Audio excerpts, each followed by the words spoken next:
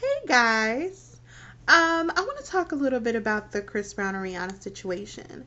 I had started actually thinking about this blog on Saturday and was gonna do it, but then I read something on Bossip.com that stated that they were actually back together and vacationing in Miami. You know what, guys? I truly am an optimist, but I honestly knew that this was going to happen. I knew they were going to get back together. I'm sure, as probably 90% of you guys out there thought that they were going to get back together too.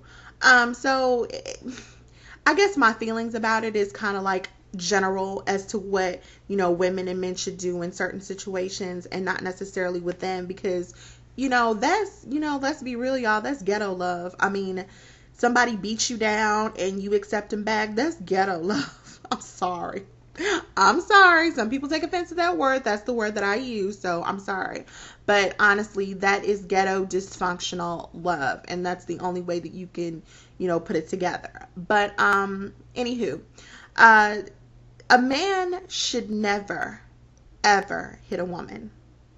A man should never hit a woman, period. Now, ask me if a man can be provoked to hit a woman. Hell yeah. I'm sorry. Absolutely, a man can be provoked to hit a woman, but should he act on those feelings? No, he should not. Okay? That is the difference between a man and a punk ass bitch. It's two differences, okay? Little story about me. I have not always been the good girl that you see before you here today. No. I used to be a 100% grade A first class bitch when I was a teenager, as most girls were. I mean, girls, we have always gone through, those years where we're trying to find ourselves, and just trying to discover who we are. And I remember in high school, I was a bitch. I really was. But I wasn't one of those bitches where I would just kind of like snap at people or just kind of feed on people. I didn't do that. I was one of those where if you said something to me, I always believed in nipping shit in the bud. That means if you said something about me, I don't care where we are, what class we're in, we can be in Latin class, whatever. Guess what's going to happen? I'm going to cut you off. I'm going to let you know, look, this is who I am, and you're not getting ready to pull that shit with me. That's just how I was. I did not just react to people just to react to them. But I would only do it if it was something that was a direct hit to me. But over the years, I learned that that is not how you conduct yourself. Because if you would have asked my mother during that time, she would say, oh no, my baby, she's so sweet. She wouldn't do nothing like that. I mean, but I was, seriously, I can look. The other night, I actually had my yearbooks out. Freshman, sophomore, junior, and senior year, all 4 years. 95% of the comments in my book were, you cool as hell, but, you need to stop, cussing people out on the bus. You my girl and everything, but, you crazy as hell. To the girl that likes nobody but her immediate select family members. I mean, literally, the book was filled with comments like that, basically about my attitude. And I mean, I was cool with you unless you fucked with me. If you fucked with me, that was a whole different story. But when I grew up, I knew that that was not the way that I should conduct myself if I wanted to be a woman, and which I am. I am a woman, so I don't conduct myself in those ways anymore. So when I was a child, I did as a child. I'm an adult now, and I know better. So the older we get, the wiser we get. And yeah, Chris Brown is young, but from jump, my son, who is 11 years old, knows and has always known, even when he was a little guy, a little toddler, he knew that he could not hit females back. He could not hit his female cousin back. And I've always instilled that in him. You don't do that. But anywho, back to me not, always being me, nice girl me. And I hate to tell this story, and I'm not going to give you guys the particulars because I don't want to get into the particulars, but there was a situation probably about 11 or 12 years ago now, and I was involved in a relationship. This was my man, and we were going through some tough times. And if there was ever a time in the history of relationships for a man to lay his hands on a woman, this was it. Not gonna say what it was, but this was absolutely it. Trust me, I thought I was going to be a body bag model, okay? Honestly.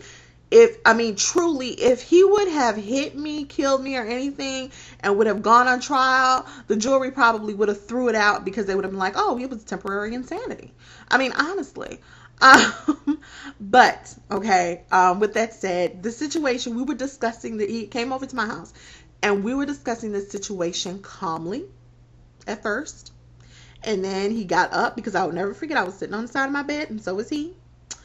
And he got up from my bed, and he started pacing in front of me. And I'm watching him, and he looks like he was getting real angry. And I'm like, ooh. Something here ready to go down. He's just pacing and walking and talking. He's still in a calm tone. All of a sudden, I don't know if I blinked wrong or what happened, but all of a sudden, he just came over to the bed and was like, and I was like, literally he just grabbed me like this, and I was just like, he gonna kill me. And he held me like this for 2 seconds, and he let me go. He stormed out of my house. When I heard the door slam, I immediately ran behind him, locked the door, put the deadbolt on, the twist lock on, the knob lock on, and the chain on, and I got on the phone, and I'm on the phone with the police, all right? So I'm like, my boyfriend, my man was just here. And the police are like, oh, man, what happened? Is he still there? And I was like, no, he's gone. And they're like, okay, can you calm down and tell us what happened? I was like, did he hit you, ma'am? Did he hit you? He grabbed my clothes. He grabbed my shirt. And they're like, okay, did he grab your shirt? Did he rip your shirt? I'm like, no, he just grabbed me. Yeah.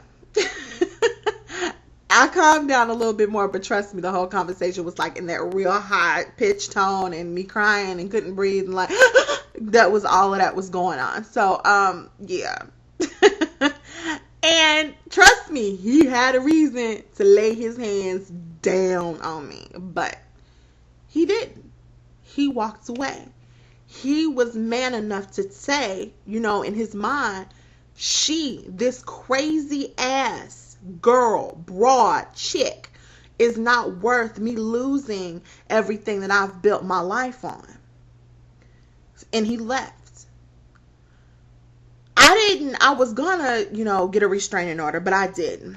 I left my house, y'all. No lie. I left my house for 2 months. 2 months. I packed my bags. I packed my baby's bags, and we got out of the house. And I left for 2 months to go stay with my sister. She had just moved into a new home, and he didn't know the address. And so he goes and tries to find me at my other sister's house at like 3 o'clock in the morning. And he's looking for me, and I'm kind of like, okay, maybe I need to call him. So I call him, but every time I would call him, I would block out the number that I was calling from. I never met him in a private place. This went on for, like I said, 2 months, and I finally came back home, but he didn't hit me. But I had known enough from the way my mother had raised me and my mother had raised my brothers that you don't put your hands on a woman. See, I didn't know how far I was going to go. I knew it could have went far. I knew I could have been laying 6 feet under. I knew I could have been dismembered in bovine wood somewhere, but I wasn't. And it was because he reacted as a man.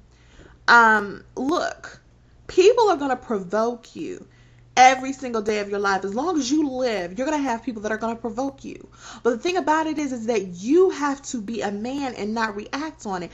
Don't allow some silly ass broad to allow you to lose everything that you've worked for her. For what? So she can be out kicking it, tripping, laying up with some other guy while you in jail in Joliet prison somewhere for attempted murder. It's not worth it. It's totally not worth it.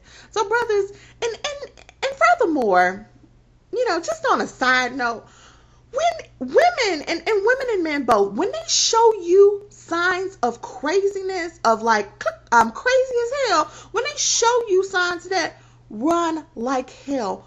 Don't stay there. Get your ass out of Dodge. Don't stay there because he fine or she fine. Go. Because if you continue to stay and you know they crazy, you deserve whatever you get.